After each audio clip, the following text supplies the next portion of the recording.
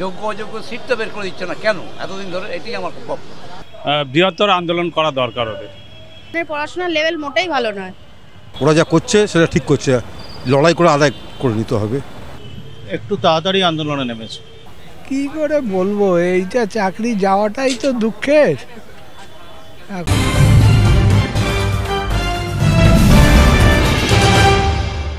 Supreme কোর্টের রায়ে চাকরি হারিয়েছেন 26,000 শিক্ষক শিক্ষিকা।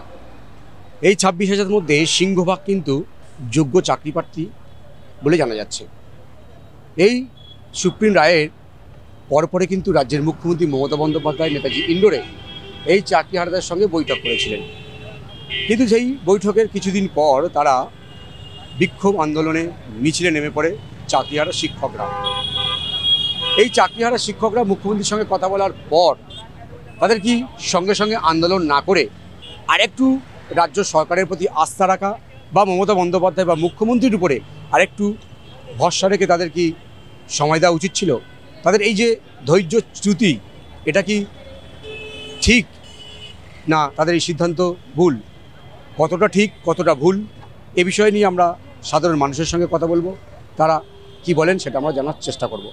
চলুন আমরা কথা বলি সাধারণ মানুষের সঙ্গে, তারা কি বলছেন, যে চাকরিহারারা তারা কি ধৈর্যচ্যুতি ঘটল তাদের?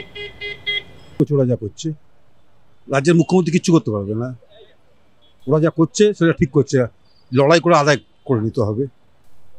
ওরা জানে যে লড়াই করে আদায় করে নিতে হবে। কালকে যেটা হলো যে ওদের উপরে পুলিশ যে লাঠিচার্জ করলো, যেসব পুলিশের লাঠিচার্জ করে তাদের শিক্ষাগত যোগ্যতা কি? এরা সবাই আপনার MA MPhil করা লোক, তাদের উপর লাঠিচার্জ করা কি যুক্তিযুক্ত? কী হিসাবে লাঠিচার্জ করলো? আই ডোন্ট থিঙ্ক এরা যা করছে ঠিক করছে। দেখুন, এভাবে তো আর ভরসা রাখা যায় না। তারা তো অলরেডি 2 থেকে 3 বছর হয়ে গেল, তারা ভরসা রেখেই তো এতদিন এসছে। তা আমার মনে হয় যে তারা এখন প্রচণ্ড অস্থির হয়ে পড়েছে, কারণ বুঝতেই পারছেন তাদের পরের মাসে মাইনে ঢুকবে কি ঢুকবে না তারা নিশ্চয়ই তো এখনও তো শিওর নয়।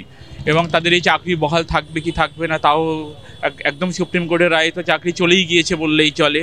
কিন্তু সেই চাকরি যতক্ষণ না যোগ্য অযোগ্য এই সেপারেশনটা না হচ্ছে, এই সেগ্রিগেশনটা না হচ্ছে, ততক্ষণ তো সম্ভব নয়। একটু তাড়াতাড়ি আন্দোলনে নেমেছে। একটু আরও দিন 15 বা 1 মাস ভাবা দরকার ছিল। নিশ্চয়ই কিছু একটা ভাববেন উনি, এটাই। উনি আশ্বাস দিয়েছেন কিছু একটা ভেবেই তো বলেছেন নিশ্চয়, তো সেইটার ওপর একটু ভরসা রাখাটা উচিত ছিল। হয়তো ভালো কিছু হতেও পারত, আশা করি। হঠাৎ করে নয় তো, এটা হঠাৎ করে আন্দোলনটা তো ওদের অবস্থা থেকে তো করবেই। সময় দেওয়ার কি আছে? সময় কী জন্য দেবে? ওদের তো আর সময় এত বছর তো হলো, কবছর হলো, সময়ের আর জায়গা আছে দেওয়ার?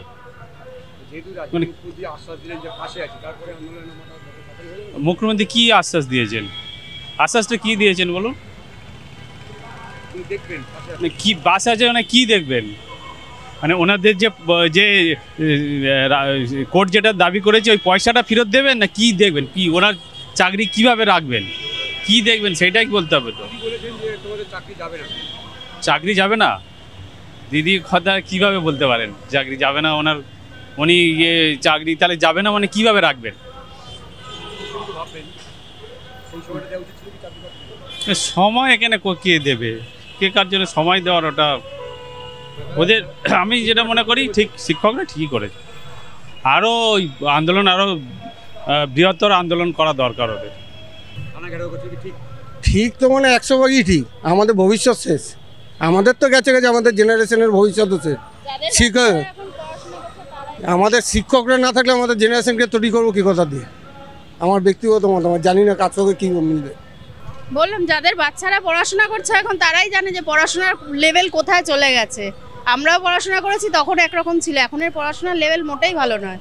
হ্যাঁ, অবশ্যই একটু ধৈর্য ধরা অবশ্যই উচিত ছিল, কারণ এটা তো সরকারের এখনও পর্যন্ত মনে হয় টিচারদের হাতে কোনো লেটার আসেনি, ডাইরেকশান আসেনি যে আপনার এটা চাকরিটা।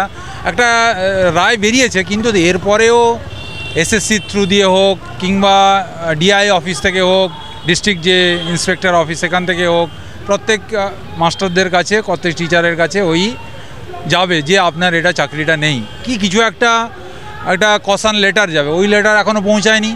ওই লেটার না আসা পর্যন্ত আমার মনে হয় সে যোগ্য হোক অযোগ্য হোক, টিচার আমার মনে হয় কন্টিনিউ করা উচিত, এটা ছাত্রছাত্রীদের স্বার্থে দেখতে গিয়ে। কারণ এখন নতুন সেশন শুরু হয়েছে, এই সেশনে যদি প্রথমেই আমি টিচারের অভাব পাই স্কুলে, সেখানে কিন্তু বাচ্চাদের যারা 10 ক্লাসে আছে, যারা 12 ক্লাসে আছে, তারা কিন্তু ভালো রেজাল্ট করার অসুবিধা আছে। নিশ্চয়ই অন্য কোনো রকম চিন্তাভাবনা তাদের ছিল, তাই তারা আন্দোলনে নেমেছে, বা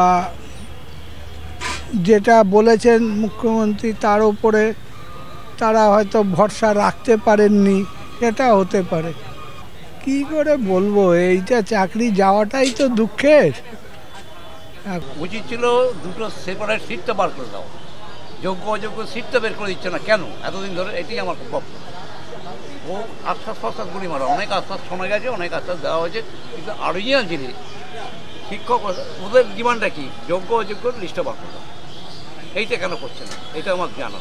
ঘুষ নিয়েছে গুলি মারা সবাই তো জানে, সবাই জেনে গেছে পয়সা নিয়েছে, পয়সা নিয়েছে, কুণাল ঘোষ বলেছে, তো বের করছে না কেন? তাহলে একটা 2 নম্বরীকে আমি অ্যালাউ করবো, আন্দোলন করছি ঠিক করছি, আমার মত তাই, আমি হলো তাই করতাম। আমার ফ্যামিলিটা অশান্তি হয়ে গেল, আমি একটা চাকরি করতে করতে বেকার হয়ে গেলাম, এই যন্ত্রণাটার কারণে। ওই আশ্বাস তো অনেক হয়, মন্ত্রীদের আশ্বাস ওদের হচ্ছে না কেন, কেন ধরা পড়ছে না? অযোগ্য যোগ্য এটা বার করতে কতক্ষণ লাগে?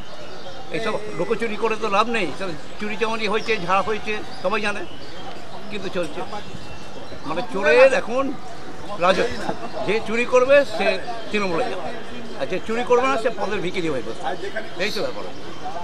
তো একটা সরকার চলছে এতদিন ধরে খালি দুর্নীতি দুর্নীতি দুর্নীতি, সব লাইনে দুর্নীতি, তাই দেখি এই দুর্নীতি দেখতে দেখতে তো আমরা অনেস্ট হতে থাকাটা অন্যায়। এখন চাকরিহারা শিক্ষকরা তারা কিন্তু বলছেন যে রাজ্যের মুখ্যমন্ত্রী মমতা বন্দ্যোপাধ্যায় চাইলেই তাদের হারানো চাকরি তারা ফিরে পেতে পারেন, কারণ এসএসসির কাছে যোগ্য অযোগ্যর যে তালিকা সেটা কিন্তু এখনও রয়েছে। এই পরিস্থিতিতে যে সমস্ত চাকরিহারা শিক্ষকরা তারা আন্দোলন করছেন, তাদের উচিত ছিল রাজ্যের মুখ্যমন্ত্রীর উপর আরেকটু ভরসা রাখা, এমনটাই কিন্তু মনে করছেন সাধারণ মানুষ। ক্যামেরায় সন্তোষ রায়ের সঙ্গে বিশ্বজিৎ হালদার, ওঙ্কার বাংলা।